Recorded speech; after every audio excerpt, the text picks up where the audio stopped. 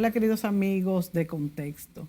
Amigos, hoy vamos a conocer un estudio realizado por el Instituto de Energía de la UAS, presentado por los especialistas José Luis Moreno San Juan y Amparo Céspedes Hidalgo, en el escenario de la Feria del Libro del mes de agosto en Santo Domingo.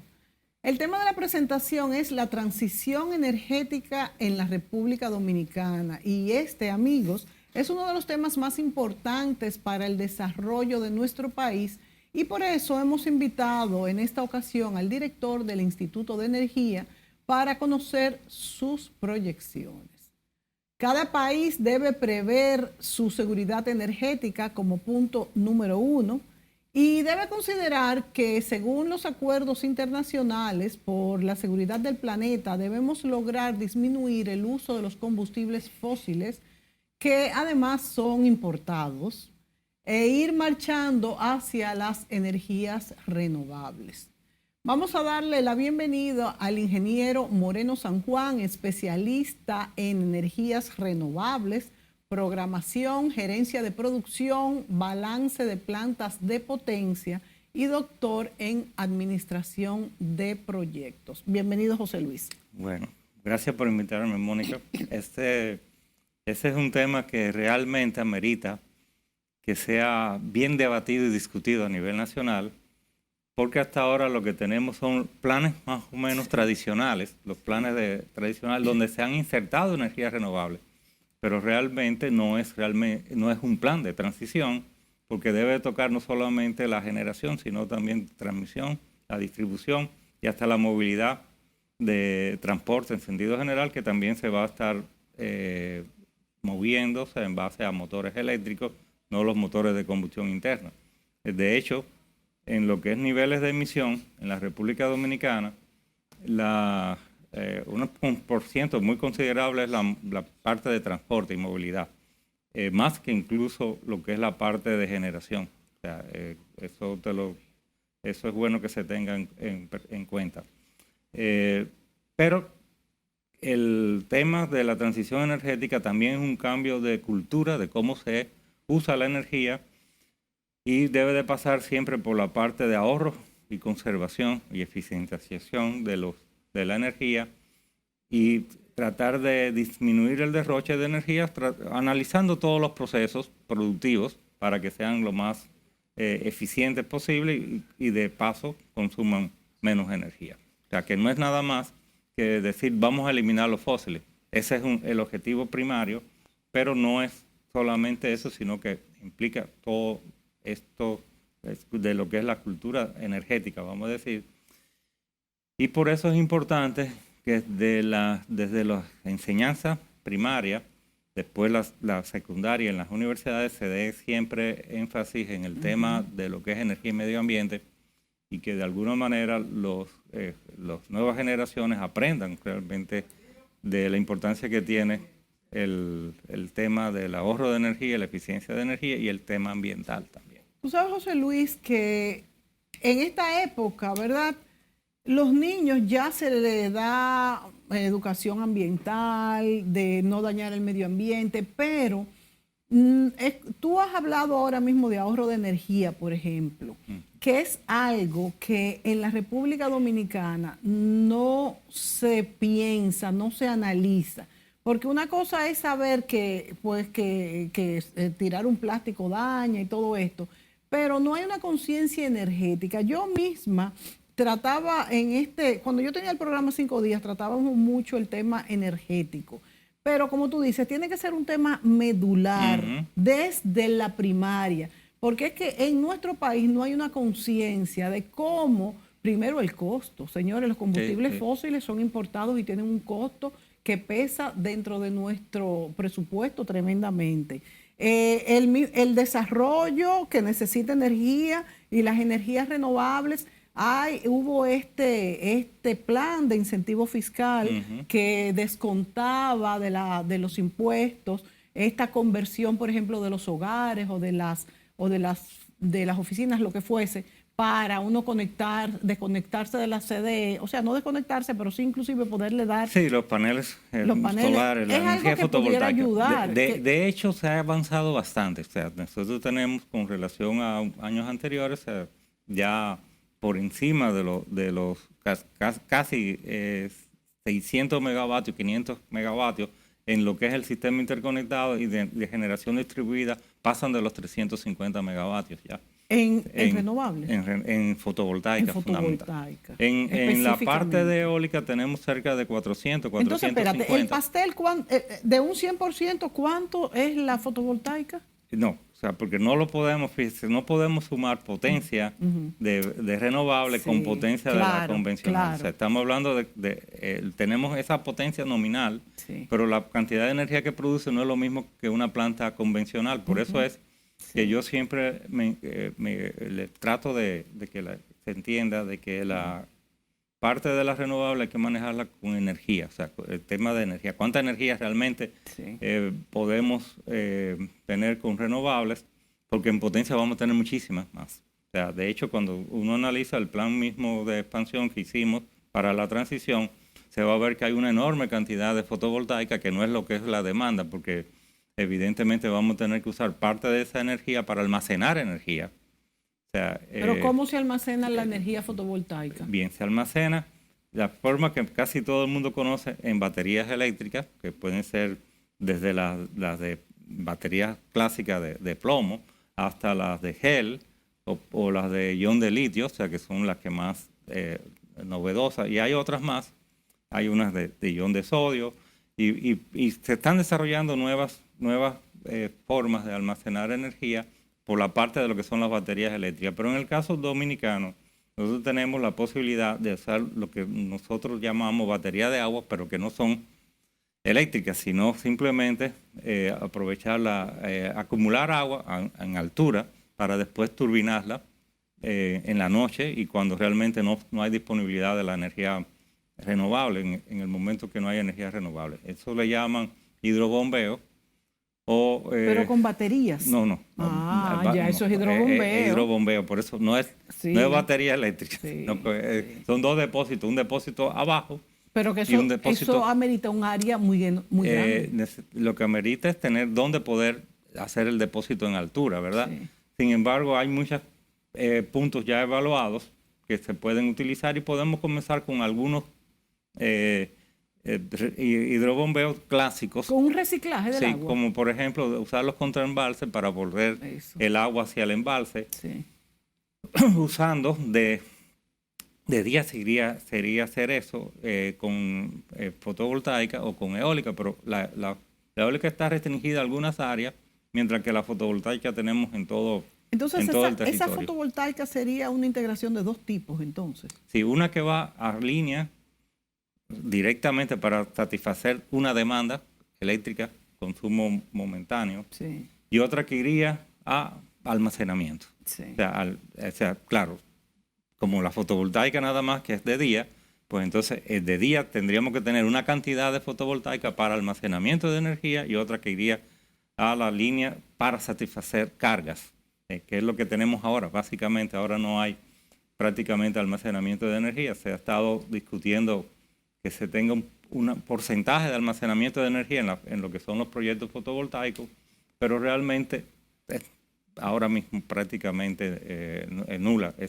la energía fotovoltaica que se produce va a línea. Es inmediata. Es inmediata, igualito que la otra. Pero entonces, ¿qué hace cuando no tenemos almacenamiento de energía? De alguna manera, ¿qué tenemos que usar? Las térmicas para soportar las fluctuaciones de la fotovoltaica, y entonces lo que vemos en la que es el despacho diario es una cantidad sustancial de reserva caliente o rotante, como se le llama. La reserva caliente es la de combustibles fósiles. Sí, que tenemos las plantas de combustible fósil que están por debajo de su capacidad nominal, que tienen un colchón para poder absorber las fluctuaciones de la fotovoltaica. Entonces, eso se ve, esa reserva rotante o caliente se observa más en el día que en la noche. Y después no tenemos reserva fría nominal, porque no se paga. Entonces, como no se paga, no se pone nunca en la hoja de despacho Que no se paga, ¿qué quiere decir? La reserva fría quiere, no, el tener reserva fría en el país no se paga. Claro. Se paga solamente cuando usted entrega energía a línea. Sí. Entonces, ese es un tema que está pendiente todavía dentro de lo que es vamos a decir, todo lo que es la transición, porque de hecho en la transición va a haber un nuevo tipo de empresas que van a ser las que almacenan energía. Nada más. Entonces, eso Pero implica... ya está concebido este tipo de mecanismo para esta empresa, realmente. Eso se está estudiando. De hecho, a cada rato salen artículos de otros países donde ya se está trabajando ese tema. Nosotros tenemos... Perdón. Porque nos vamos un poquito más alto. Fíjense que hablamos... Este tema es tan importante, señores, y tan puntual que nos ocupa a todos, desde la movilidad que el ingeniero Moreno San Juan ha mencionado, desde el costo de nuestra energía eléctrica, desde la polución en el ambiente. Yo no sé qué ha pasado en sus casas, pero en la mía, yo no sé qué ha pasado en tu casa, José Luis, en la mía la factura eléctrica se ha más que triplicado. No sé, bien, porque... Pues eso tiene una explicación. Vamos a ver, o sea, la tarifa que nosotros tenemos es escalonada. O sea, de los primeros 200 kilovatios hora mes, tiene un valor de 201 a 300, tiene otro de 301 a 500, otro y de 501 a 700. 700 tiene otro que es el mismo valor en cuanto a kilovatio hora después de 701. La diferencia es que de 701 en adelante ya todo se paga a ese precio, o sea que no hay. Entonces cuando usted se mueve de un bloque a otro, evidentemente va a tener un aumento de la factura en cuanto a valor se refiere, aunque el consumo, y por eso cuando usted divide eso entre lo que es los kilovatios consumidos, le va a dar como si la tarifa hubiese aumentado. No ha aumentado los subbloques, simplemente usted se desplazó para un bloque, el calor hace eso. Mientras más calor, la gente pone más los equipos de aire acondicionado o lo que sea para refrescarse, y entonces evidentemente eso hace que se aumente. La tarifa realmente no se ha aumentado a partir del 30 de junio del 2022, después de aquella decisión de frenar la aplicación de la tarifa de transición. ¿Pero qué cambió antes del 22 de junio, de junio de 2022? Nada, ¿Qué cambió? Recuérdese que estábamos con una tarifa de transición. Sí, me acuerdo. Que se aumentaba cada 3 meses, se hacía el ajuste. Bueno, ese ajuste se paró y se quedó en la última. Pero aumentó ahí. Sí, ahí aumentó con relación a la anterior, o sea... evidentemente que el tema de la aplicación de la tarifa de transición se tuvo que parar en la aplicación porque no había un estudio de tarifa técnica. Al final, cuando se tenga el estudio de tarifa técnica, puede ser que realmente haya que ajustar la tarifa, pero entonces ya ahí no se podrá alegar nada que no sea lo que... ¿Cuál es el objetivo de ese informe de tarifa técnica? ¿Qué arrojará? Vamos a ver, lo que se hace es un estudio de lo que cuesta todo lo que es la gestión de la distribución. Después, eso es lo que determina el valor agregado de distribución, es decir, lo que uno le asuma a partir de lo que es el costo de la generación, las empresas distribuidoras para poder operar y llevar la energía hasta la casa de cada usuario. Eso es lo que hace el estudio fundamentalmente. Después, allá hay un tema de lo que es la tarifa como un complemento a ese estudio, donde usted toma los factores socioeconómicos para decir, bueno, vamos a hacer subbloques. Pero no hay ninguna diferencia entre la tarifa de baja tensión es una, la tarifa de media tensión es una. Los otros son consideraciones socioeconómicas para hacer eso. Y a veces hasta discrecional, porque lo que se hace es que se le asigna valor a los subbloques para que la media ponderada de el valor ese de baja tensión que dio el estudio de tarifa y el valor de la media tensión. Pero esas son las consideraciones de tarifa. Pero podríamos ver, por ejemplo, en la diapositiva 3, si la tiene, cuál es el concepto de lo que realmente se está manejando en lo que es todo esto de hacer planes de transición. Vamos a ver si nos ponen la diapositiva, por favor. La diapositiva que pedimos, por favor. La número 3. Sí. Esa, bueno, porque después vamos a ver toda una secuencia a partir de eso. Porque sobre esa base conceptual es que se establece todo lo que es la parte de lo que es la transición. O sea, se hace una proyección de la demanda. Vámonos a la pausa Sí. entonces para que Ajá. los muchachos puedan buscar la diapositiva y volvemos de inmediato. Esa es, mira. Entonces, ahí como los conceptos son esos. O sea, ¿qué tenemos que garantizar? Sostenibilidad económica, sostenibilidad medioambiental, Exacto. garantizar el suministro de energía y entonces el abastecimiento externo disminuirlo. Esos serían los 4 pilares de lo que es un plan de transición energética.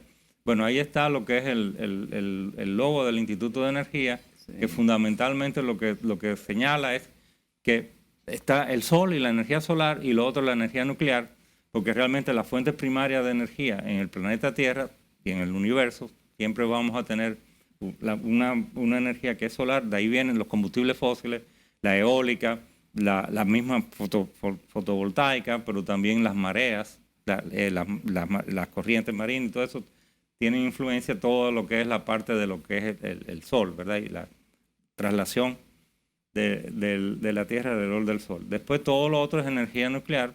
La energía nuclear que dominamos es la fisión nuclear, o sea, dividir un átomo. Pero en el Sol se da lo contrario, que es la fusión, o sea, que 2 átomos se unen y hay una liberación de energía. Pero todavía lo que es la fusión está en experimentación. No se ha logrado el primer reactor de experimentación. Después vemos la diapositiva 8, que es lo que se hizo con las proyecciones. Ahí tenemos las líneas, la curva de abajo, que es el azul, de doble raya. Ese es el crecimiento vegetativo de la demanda, o sea, proyección de la potencia que se requiere tener instalado en base a la proyección de la demanda. Hasta el año 2050 se hizo la proyección. Después está la roja, que es lo que sería con un crecimiento moderado de la industrialización del país, si es eso lo que se va a optar. Y después la tercera es la movilidad eléctrica, cuánto dispara el consumo de energía, cuánto se requiere respaldar. Esos son los 3 escenarios. En la número 9, lo que vamos a estar viendo es las proyecciones de esa hasta el año 2050, de lo que es la demanda máxima, estudiada a las 12 del día y a las 9 de la noche, que es las 21 horas. Hasta el año 2050 veremos que hasta el 2030 es más o menos, no hay tanta diferencia entre lo que es la demanda que se estima con relación a la que se proyecta en lo que es el plan energético nacional, que está hasta el 2036. Después ahí lo que se ve en la última, en la siguiente, eso es los porcentajes que se asignan de metas para el uso de las renovables. O sea, usted verá que en la primera línea, a las 12 del día, se hizo todo un ejercicio a ver si para el 2050 podríamos ya no contar con fósiles en la generación. O sea, un 12%. Un 12% solamente. Todavía. ¿Y eso podría ser posible? Sí, para el 2050. Ahora, porque falta mucho. Sí, ahora el promedio está por encima del 80% si usted coge día y noche. Pero ahora mismo, ahí se dice que para el 25 un 60%. O sea, que un 60% los fósiles va a haber bajado de día, pero de noche sigue siendo un 81%.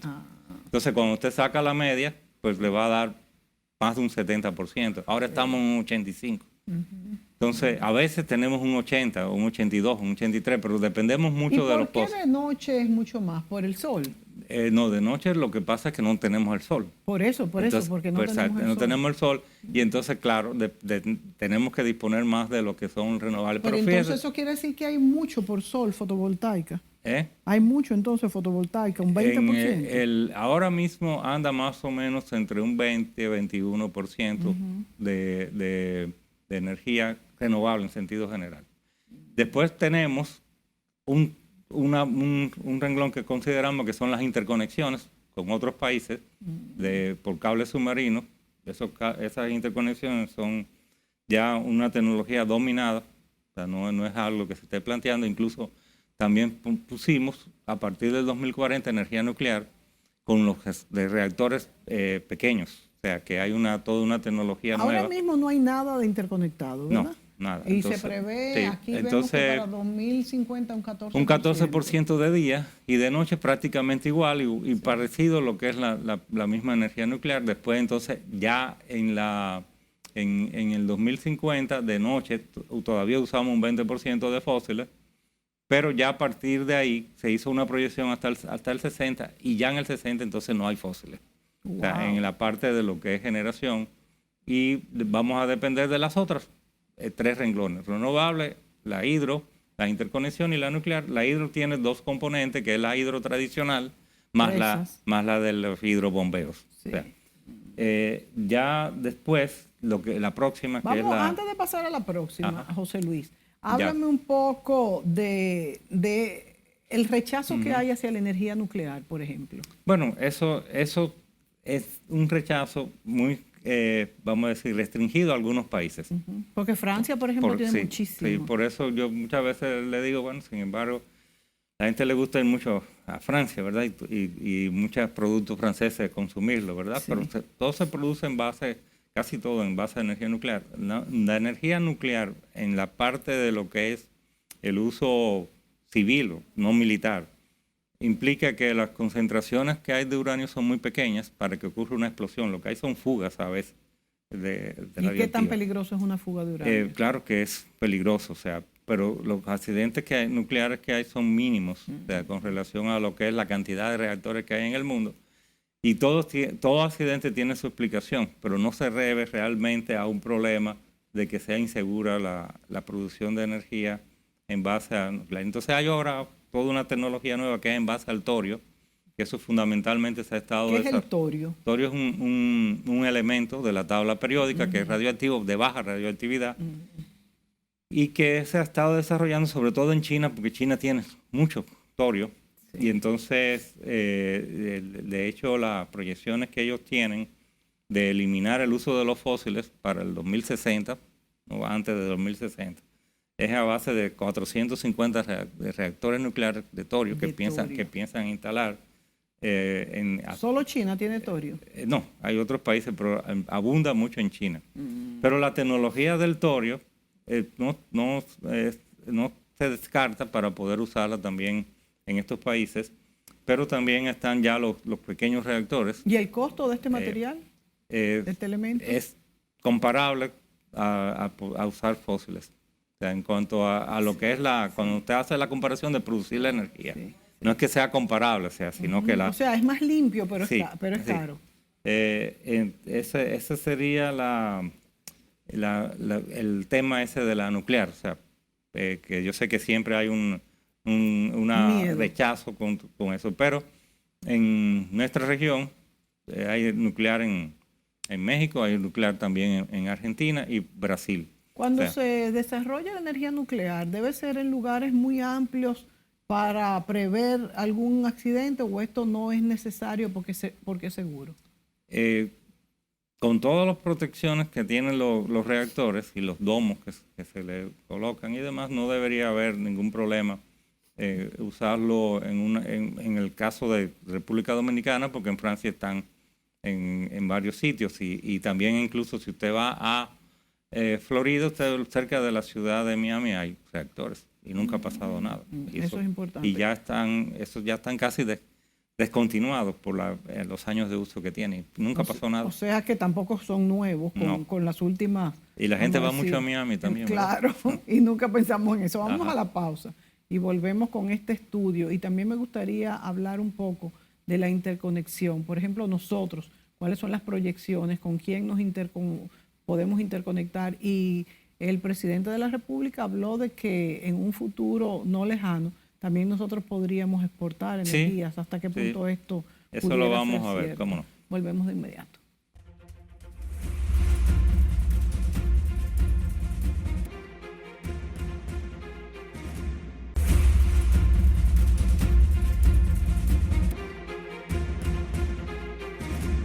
Continuamos con el ingeniero Moreno San Juan, director del Instituto de Energías de la UAS, con el estudio que ellos han realizado sobre el proceso a energías renovables o limpias y el suministro de energía en la República Dominicana. Hablábamos en el segmento anterior sobre que una de las fuentes de energía en nuestro país y en el mundo sería la interconexión con otros países que produzcan en exceso. Yo le preguntaba al ingeniero Moreno San Juan cuáles son las proyecciones en cuanto a de dónde pudiéramos nosotros abastecernos en interconexión, cómo se está haciendo este envío de energía. Y también me referí a que el presidente de la República, Luis Abinader, en un discurso mencionó que nosotros pudiéramos exportar energía cuando produzcamos en demasía. Sí, en exceso. ¿Hasta qué punto esto es posible? Vamos a ver, o sea, estábamos en la última diapositiva, estábamos viendo los porcentajes. Bueno, esto ya aquí son las... Esta es la anterior, sí, ¿verdad? No, esa misma. Esa misma. Es lo que da. O sea, porque aquellos unos porcentajes que se asignan, que son metas, realmente son metas. Sí. O sea, y esto es lo que significa esos números que estaban allá en términos porcentuales en cuanto a potencia requerida, capacidad instalada. Es lo que estamos proyectando ahí. Y ustedes van a ver, o sea, que ahí hay una interconexión que ya para el 2050 sería de 2.380 megavatios. Tendríamos en hidro con la parte esta de hidrobombeo y demás, 3.213 megavatios. Oye, pero la hidro crecería sí, bastante. Con ese plan de... y después fíjese que las renovables son 24.000 y tantos megavatios, que evidentemente la mayor parte de esa no va a estar en línea, sino que va a ser para poder almacenar energía. Por eso es que se ve esa discrepancia aparente con relación a los... Y todavía en fósiles vamos a tener unos 2.000 megavatios. Ahora yo me pregunto... Que la mayor parte de esos fósiles van a estar ya como reserva fría, por ejemplo, para cualquier eventualidad. ¿Qué va a pasar para que esto sea realidad y todas estas plantas instaladas de energías fósiles pasen, no sé, a un desuso? Sí, por eso es un tema paulatino, o sea, de que no por la sostenibilidad económica esa que hablábamos al principio, eso, agotando la vida útil, quedan fuera. Exacto. Pero en algunos casos se van a dejar para reserva fría. En caso de emergencia, por cualquier evento meteorológico o cualquier otra situación que se dé, porque las renovables son vulnerables, muy vulnerables a las condiciones climáticas, ¿no? Sí. Entonces se tendría esa reserva ahí, pero cuando uno analiza la cantidad de energía producida en el año con ese fósil que se está dejando de reserva fría, pues evidentemente va a ser muy pequeña. O sea, con Eso quiere decir que no habrá instalaciones nuevas de plantas. A partir del 2030 nosotros no contemplamos. No, o sea, a partir del 2030. Eso no Todavía quiere decir, hasta el 2035. va a haber, por lo tanto, el pico de producción con fósiles va a ser en el 35. A partir de ahí decae. Vamos a ver una gráfica que se va a ver muy claramente eso. O sea, pero el tema de las interconexiones, le puedo decir, pero quería tratar más adelante, porque lo tenemos en el orden de la presentación. Muy bien. La anterior a esa, por favor, la diapositiva anterior a esa.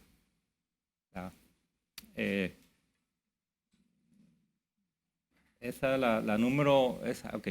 Entonces, ahí vemos cuál es el plan hasta el 2050. Ahora la siguiente, la que sigue a esa.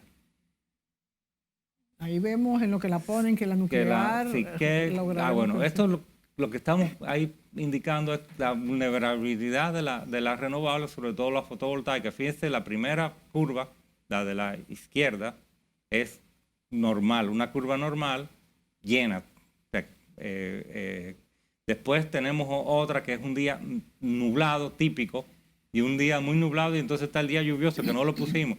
Lo cual quiere decir que lo que se produce cuando hay pleno sol es muy diferente a cuando está nublado y cuando está muy nublado. Y si está lluvioso, pues prácticamente en ese caso serían 4 o 5 kilovatios hora. ¿Y por qué tiene esos picos el día muy nublado? Porque cuando está nublado cae la producción y después cuando vuelve otra vez el sol sube la producción. Entonces eso va. Entonces en la siguiente vemos qué pasa con ese mismo sistema fotovoltaico en la diapositiva siguiente, que son 3 días consecutivos. Bueno, ahí se ve perfectamente por qué necesitamos almacenamiento de energía, porque producimos en esos momentos, pero después está las noches y no producimos. O sea, que si uno lo compara con una generación térmica convencional, se producirían en ese caso, estamos hablando de una planta modelo de 3 kilovatios nada más, para que sea más fácil.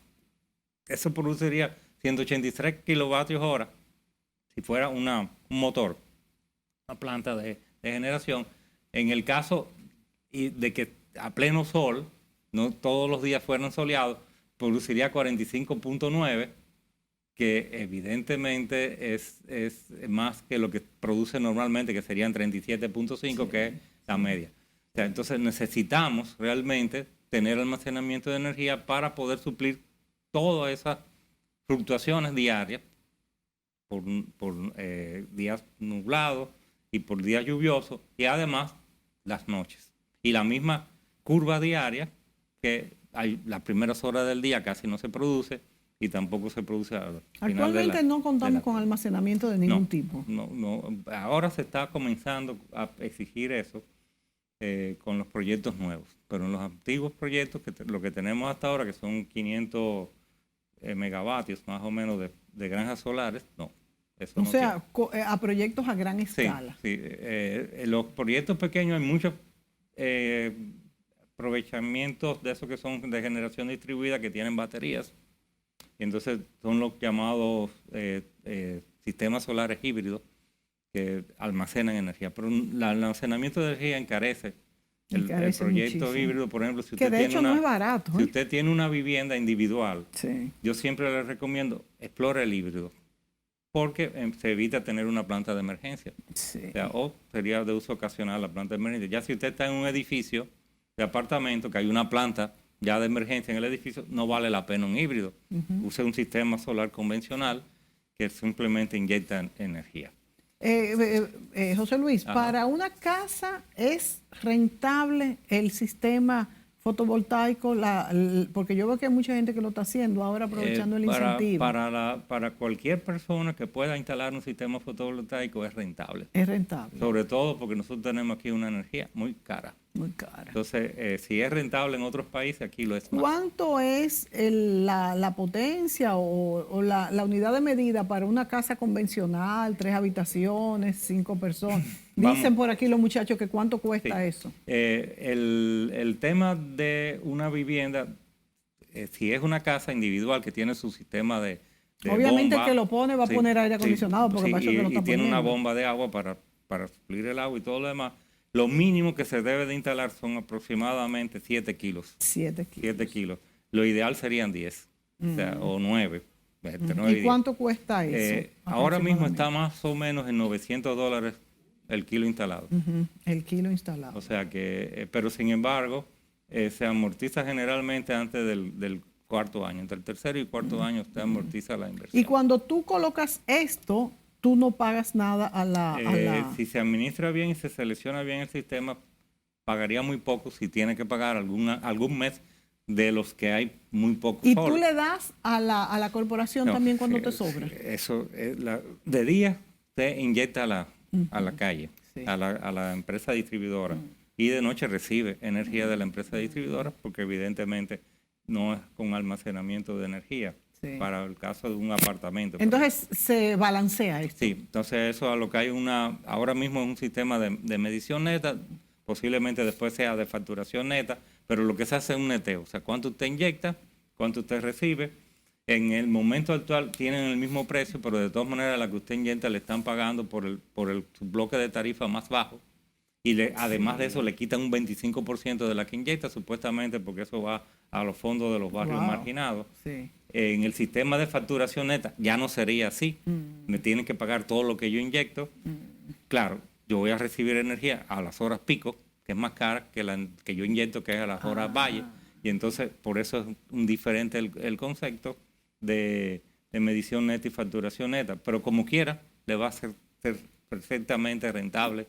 La vida útil de estos sistemas, ¿cuál es? Los sistemas, años? lo que es la parte del inversor y los módulos solares, lo garantizan por 25 años. Hasta los 20 años seguro que va o sea a que tener si se recupera a los 4 años, todavía te quedan 16 años. Ahora, lo que yo sí quiero siempre señalar, que la gente piensa que monta un sistema fotovoltaico y ya, no tengo que hacer más nada. Usted tiene que hacer un ahorro porque dentro de 20 años, 25 años lo va a tener que reemplazar. Sí, claro. Por eso pregunto de la y vida también útil. puede haber algún problema con el inversor por cualquier avería. El inversor es aparte. El inversor, no, dentro de la inversión. Dentro de la inversión.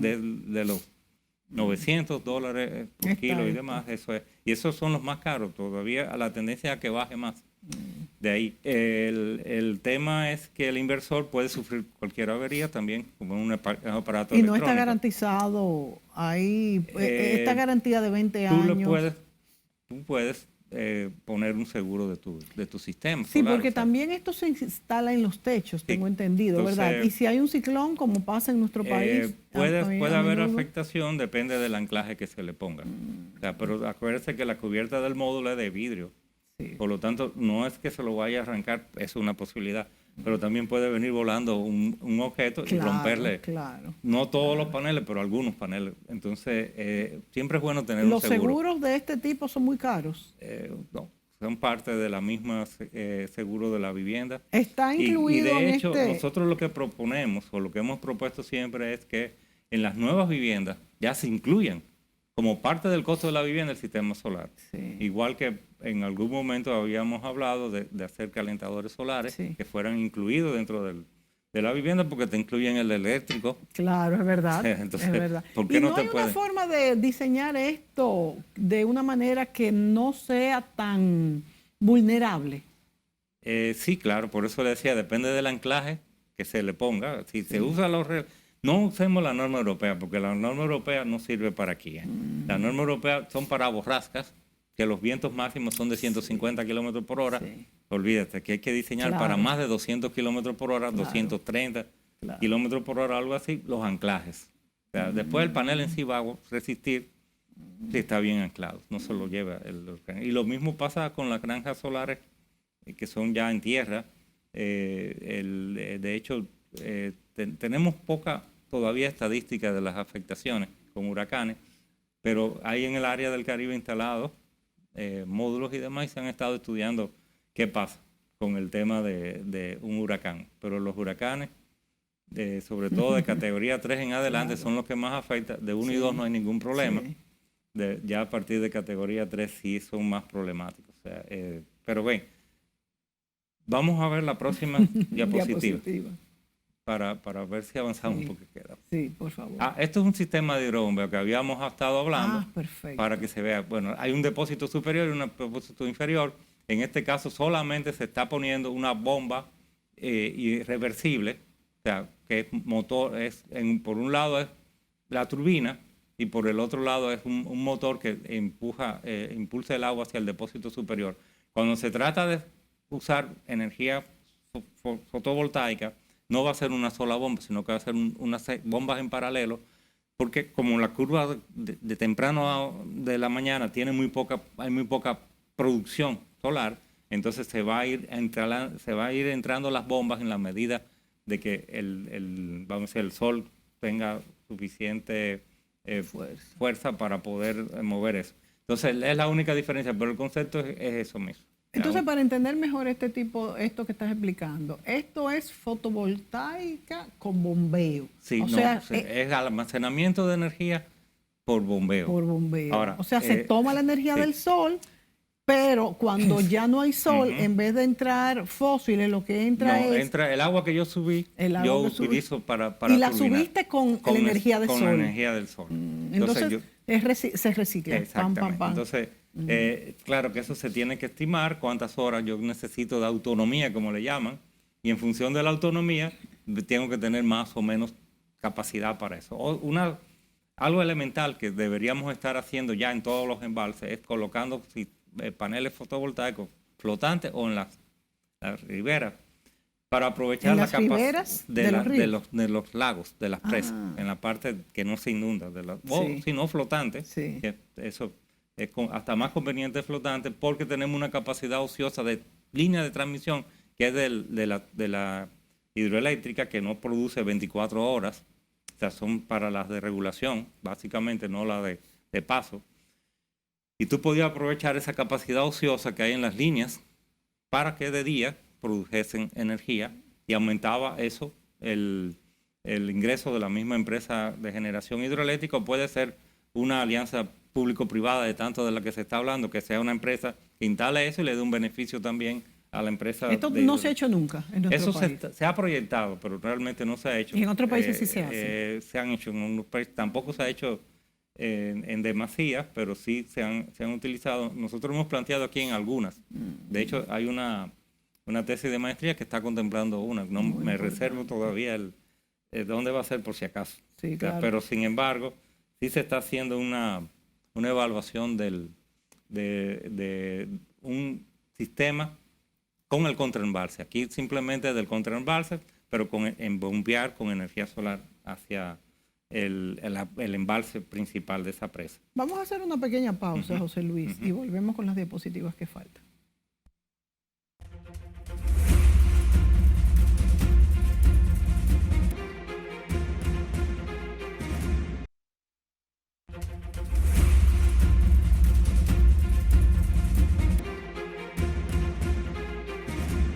Amigos, el tema de la energía es transversal al desarrollo en todos los países del mundo.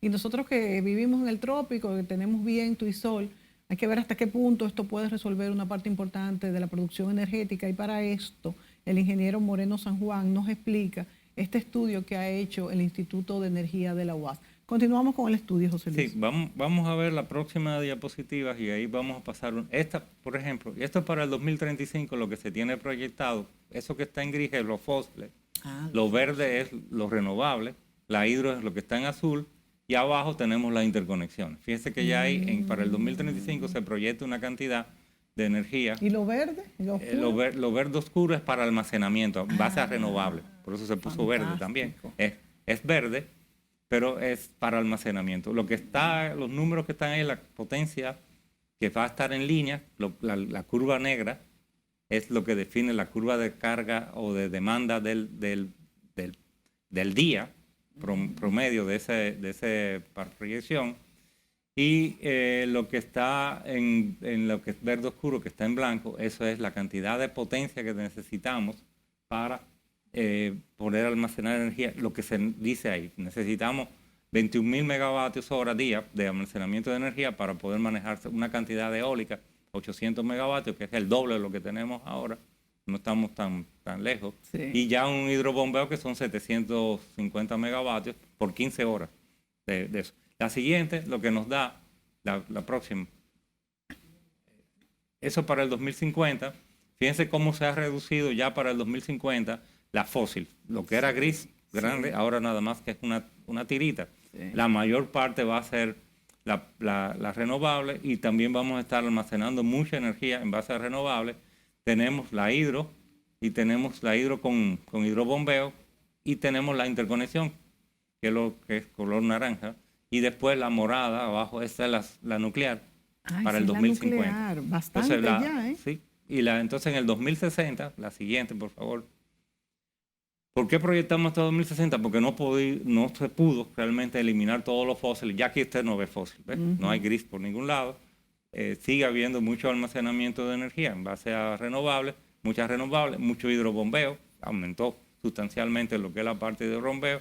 La nuclear se quedó abajo, pero no aumentó en la misma proporción y las interconexiones aumentaron un poquito.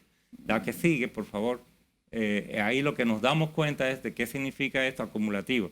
La línea negra es la proyección de la demanda, lo que está por encima de esa línea negra, lo que usamos de renovables para almacenar energía y lo que está por debajo de esa línea negra en verde es lo que usamos de renovables para inyectar a línea de la carga. Y después vemos la gris cómo va disminuyendo a partir del 2035 hasta llegar a cero en el 2060, cómo aumentó a partir del 2035 la inyección de nuclear y la interconexión comenzó antes y cómo aumentó lo que es la parte de hidro. La siguiente, por favor. Ustedes trabajan en coordinación con otros institutos mundiales, me imagino, que tratan de... Intercambiamos informaciones, sí. Entonces aquí ya llegamos a las interconexiones, que tú querías, me habías hecho la pregunta, lleguemos en la orden que están. Sí. Porque si no lo perdemos. Bueno, prácticamente hay 3 interconexiones planteadas. La primera es a Florida. ¿Y por qué a Florida? Bueno, porque en la Florida hay un excedente, más de 25.000 megavatios de reserva fría. y ellos utilizan nuclear por un lado, fría. de reserva fría, sí. Y utilizan también gas natural, pero gas natural por gasoducto, que no es lo mismo que el gas natural que usamos aquí, que es licuado. O sea, igual que el que le pasaba a Rusia Sí, a exacto. Alemania. Que siempre es mucho más barato, Claro. que por eso es el problema que ha tenido Europa, que le tiene que comprar a Estados Unidos un gas carísimo, a $35 el millón de BTU, cuando le salía a menos de $3 el millón de BTU a Rusia. Bueno, un negocio bastante... Entonces, ¿se proyecta un gasoducto? No. Lo que se proyecta es una línea de transmisión submarina, sí, que traiga la energía de Florida para acá, porque ellos tienen gasoducto hasta Florida. Para traerlo para acá, claro que se comparó con un gasoducto, sale sí, más caro hacer el gasoducto que sí, hacer esta interconexión para suplir energía. Esa interconexión iría desde el sur de la Florida, más o menos donde está la nuclear que hay ahí, al sur de la Florida, hasta la área de Manzanillo, en República Dominicana, pasando por una zona que es de aguas internacionales entre Bahamas y Cuba. Y después también se plantea una segunda interconexión que iría hacia Puerto Rico y después todo el arco de las Antillas Menores hasta llegar a Trinidad y Tobago y conectar por ahí con Venezuela. Por ese muy lado. Interesante. Si la ponen delante sí, otra vez la foto sí, para poderla apreciar mejor. Esto es para 2060, se prevé. Es diferentes etapas. La primera, ya para el 2035 tiene que estar la de Florida, operando, la de Florida. La de Puerto Rico podría estar antes de 2040 y podría depender de... ¿Por qué es importante la de Puerto Rico?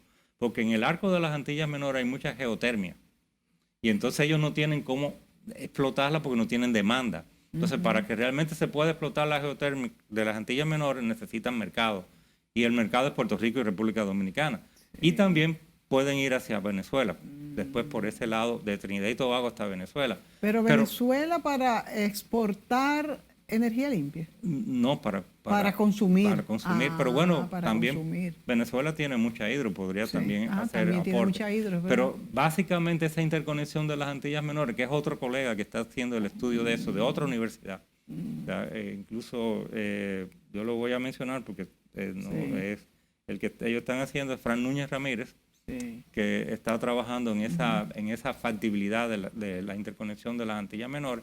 Nosotros simplemente lo incorporamos al plan porque nos parece muy factible el usar ese arco. Y también tenemos una conexión hacia la Guajira, en Colombia, con la misma idea de nosotros aprovechar energía hidráulica, sobre todo en esa zona que hay proyectos grandes, de poder nosotros utilizar energía de esa. ¿Cómo podemos exportar? ¿Cómo se amortiza esta inversión tan enorme? ¿Quién la hace? ¿La hace el que vende la energía? No, eso puede ser un plan. Eso puede ser un plan de como le decía que hay empresas para almacenamiento de energía, puede haber empresas para hacer esto nada más, porque es más económico incluso traer energía de Florida por esa interconexión que producir energía localmente trayendo el gas natural de Estados Unidos. Por lo menos no todo se puede extraer por la interconexión porque hay que tener producción local también por asuntos de regulación y seguridad. Claro. Pero realmente